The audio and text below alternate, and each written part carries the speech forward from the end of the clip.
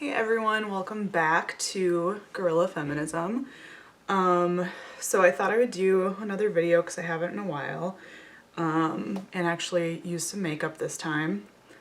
I feel like I'm too far over this way, so I need to sort myself out. Okay, that's a little better maybe. Yeah, so today I'm going to do an eyeshadow look with the Pat McGrath Mothership palette, which is very, very decadent and gorgeous. And I've used it before on here, I think, but whatever, it's great. So I just realized I was like looking at myself in the camera this whole time, so I'm sorry. I'm still trying to figure out this whole camera shit. So I'm gonna do that, and I'm gonna talk about the recent bullshit on Instagram that's been happening this past week. If you've been around for that, you probably know what I'm talking about, but I will catch everybody up. So, okay. So first, I'm going to apply some Urban Decay Primer Potion to my lids. Yeah. And while I do that, let's just get right into it. This might be kind of a long video because there's a lot to say. So recently, this past week, a lot of stuff went down on the gram. So Rachel Cargill, who is a Black woman, and you should all follow her at Rachel.Cargill on Instagram. And she posted, or I think she rather reposted, a post from Wild Mystic Woman that was basically a call-in to white activists, white feminists specifically, if they had not posted about Nia Wilson, who was recently murdered at the MacArthur BART station in Oakland, California. And so there were, people were tagging various accounts of white feminists who hadn't posted about this horrendous murder that was obviously racially motivated and really fucking horrible, etc. And I had posted about it when I first heard about it, and I was really it's a horrendous story. If you don't know about it, please Google her name, or you can look at my posts on Instagram as well. So anyways, Rachel posted or reposted from Wild Mystic Woman this sort of, calling in of white feminists and white women. And most, I'm not going to say most, but some of the white women who were called in, took it how they should take it and were like, okay, yeah, thanks for bringing this to my attention. Thank you for the call-in. You're right, I didn't post about it, or, like they said, they were like, you're right, like I need to do this, etc. Some people, like fucking Amber Tamblyn, who, I don't know why she's even considering herself an activist, to be honest, because she's like, she repeatedly messes up and repeatedly has to apologize for things, and while apologies are great, they don't really do anything if you continue the harm. Whether it's harming people in a different way, it's still harmful. So I question sort of why she's even trying to sort of act like she's any type of activist, but maybe that's just me. I don't know. But anyways, somebody tagged her. Her initial response was very defensive, very like white girl playbook, like defensive, upset, excuses. And then she finally like backtracked and was like, and then apologized. And then this account called 25 Park, who I had never heard of before, and she's verified on Instagram, but like, you know, Instagram verifies pretty much anybody apparently, except me.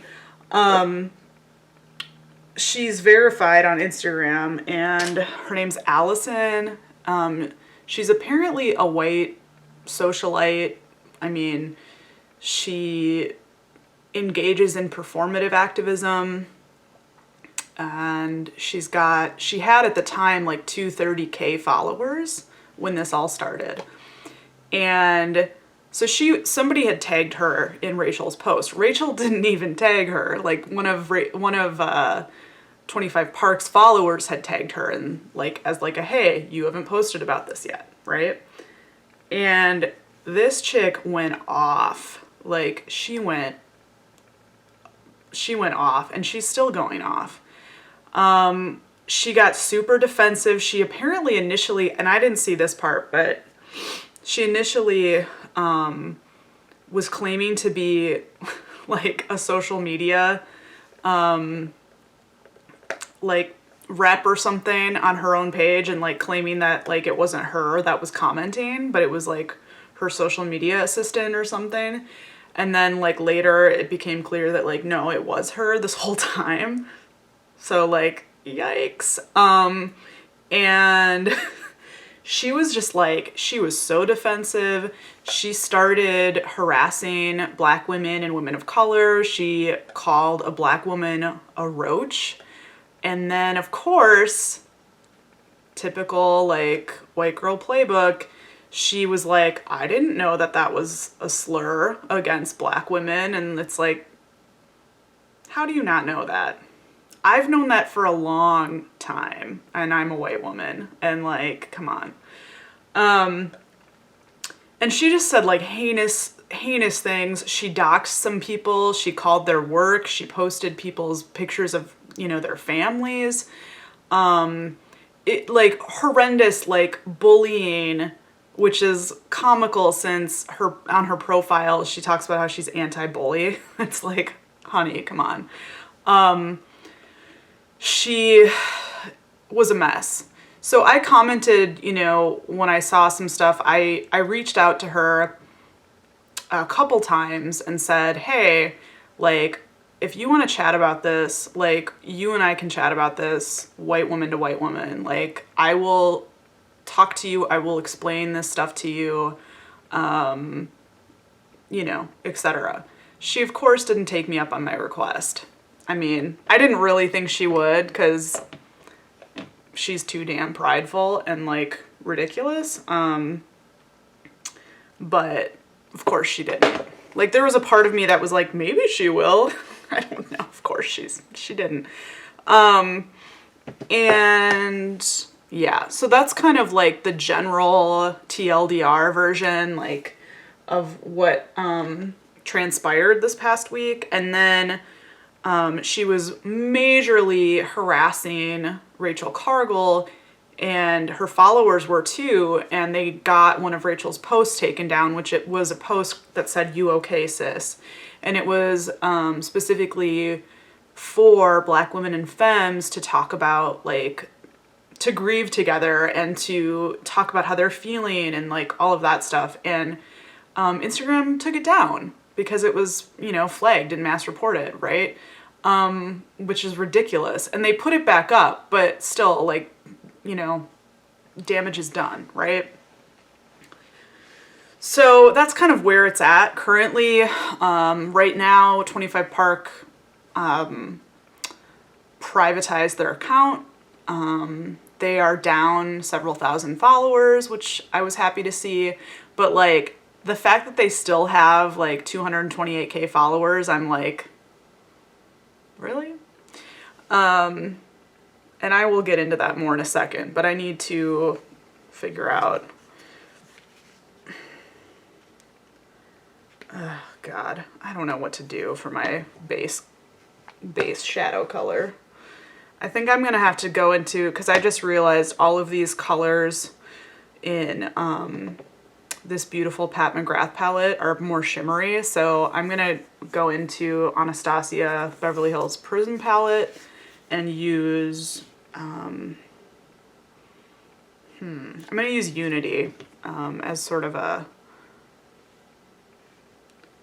background shade. I don't know. I don't know if people can see me too well. I will come closer to the camera eventually. I guess I can do that now. I am breaking out my face, so that's fun. So yeah, this is like a kind of cool, I don't know anything about color theory. I'm not a makeup person, like expert. I just do, oh God, excuse me. I don't know if it's like kickback that I'm breathing in or what. I just kind of do what feels good. That's like my whole thing, you know? Okay, so that's cool. I'm just kind of putting that in the crease. Yeah, okay. So I'm not gonna do like a super intense look. I say that now and who knows, it might turn out that way. But meaning I'm not gonna like take a long time on this because this video is already gonna be pretty long probably. So just FYI. Okay, I'm gonna go in with now, I kind of want to do, I think I'm gonna do like, I want to use these two colors. The purple is really gorgeous. So I want to use, you can see I've already like imprinted in it. I'm gonna use those two, I think. Yeah, I'm gonna use those two. Okay.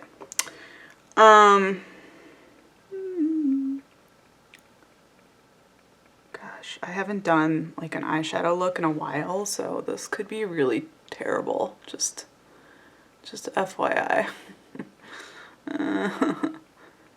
So the stuff with 25 Park, it just was like a, you know, yet again showing how like white women's fragility and how we can never be called on our stuff because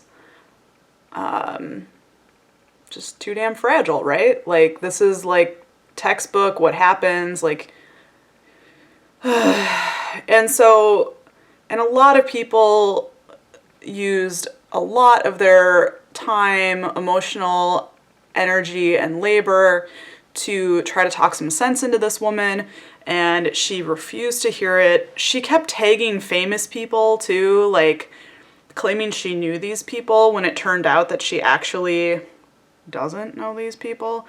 So that was interesting because like that's something I haven't seen too much from like activists because that's not typically a thing we do.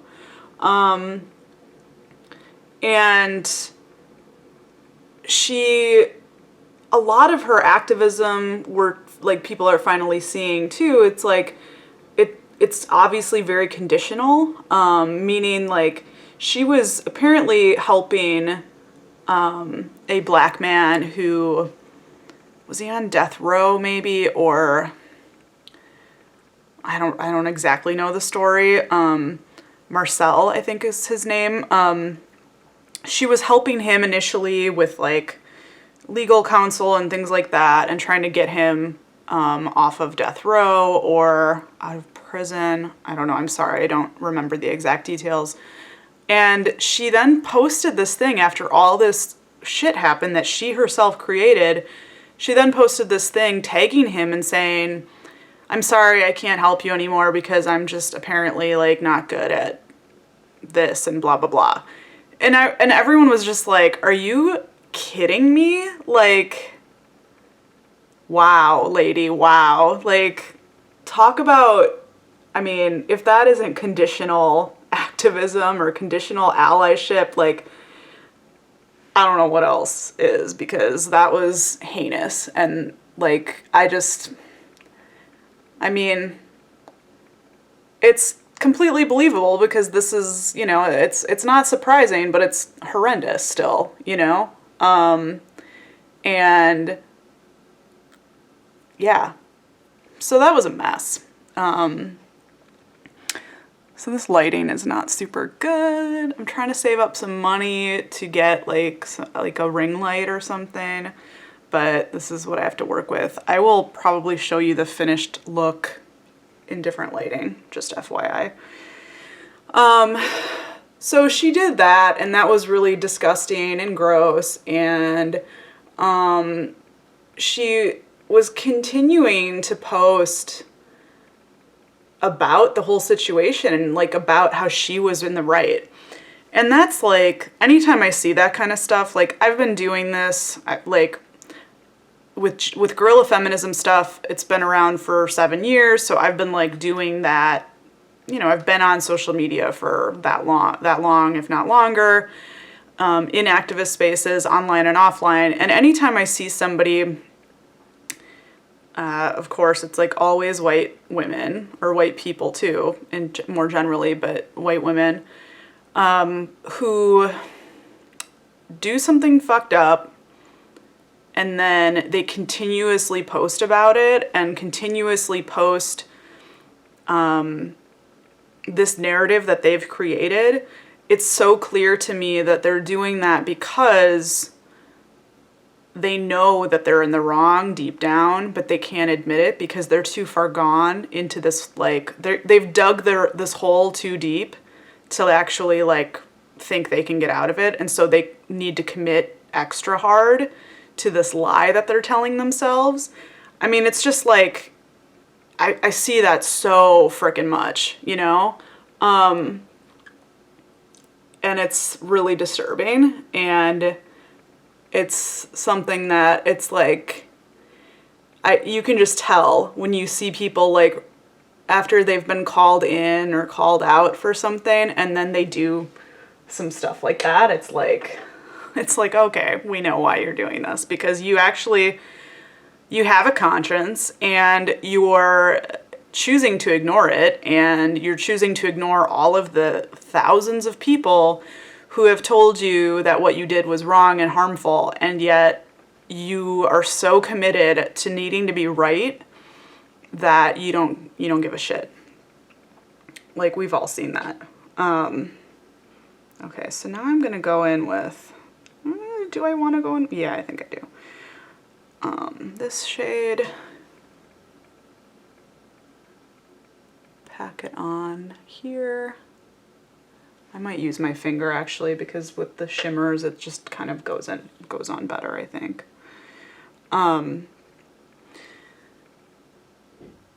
So and she keeps saying too that she like knows people at Instagram, she knows people at so-and-so, like she's really, you know, she's trying to leverage whatever, like she's leveraging her privilege. And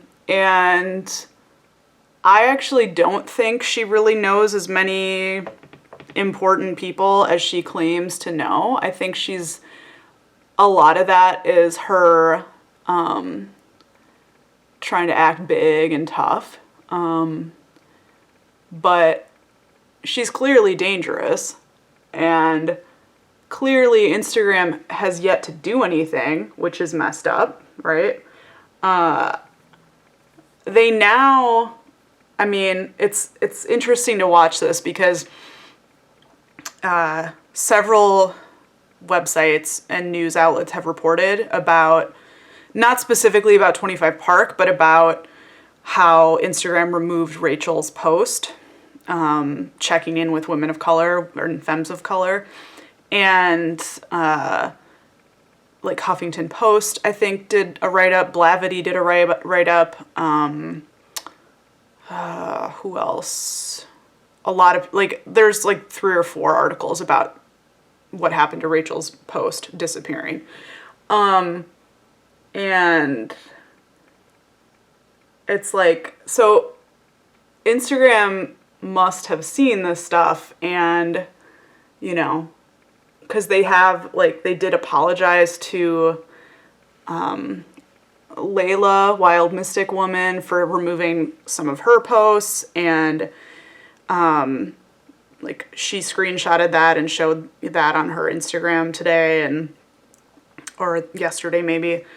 And it's just very clear that, like, you know, because Instagram too, owned by Facebook, they don't want this kind of drama, right?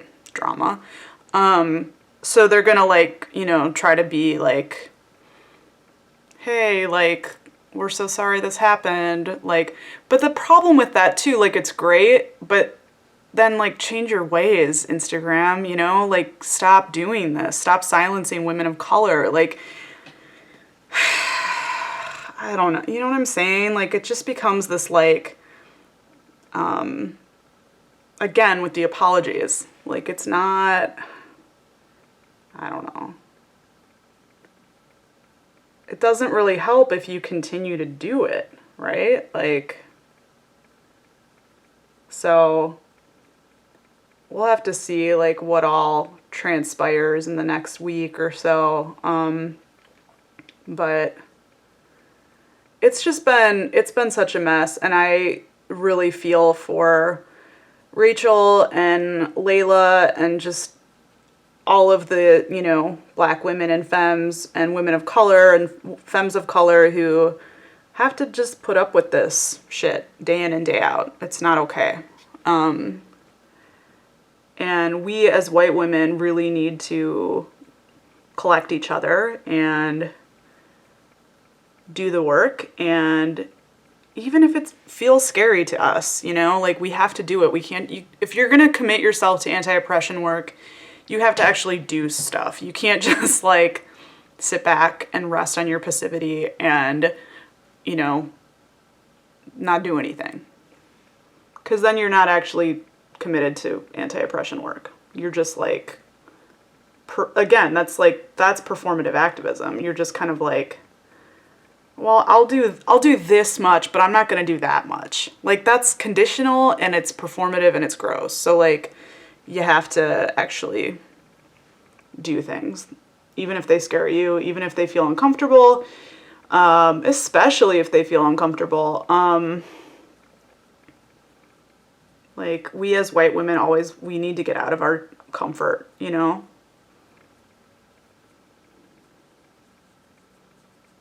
Okay, so I'm putting this purple shade on my bottom lash line, and kind of trying to feather this out. I don't know how this is gonna look. I haven't played with makeup in a while, or eyeshadow rather. I really want the Norvina Anastasia Beverly Hills palette. Because it's like all purples and stuff, and that is my jam. Okay, see, sometimes I like do a little too much here on the sides. Like, I gotta rein it in, Lacrista, rein it in. Okay. Sorry, you're looking at my hand. Isn't this cute? It's kind of trash, but whatever. So yeah, I'm gonna continue to post about everything that's going on my Instagram, to keep people informed. I really want other white people to do the same, so that we're, you know, not just kind of like, oh, well, it's over with now, so, like, everything's fine, because that's not gonna be good for anybody. You dig?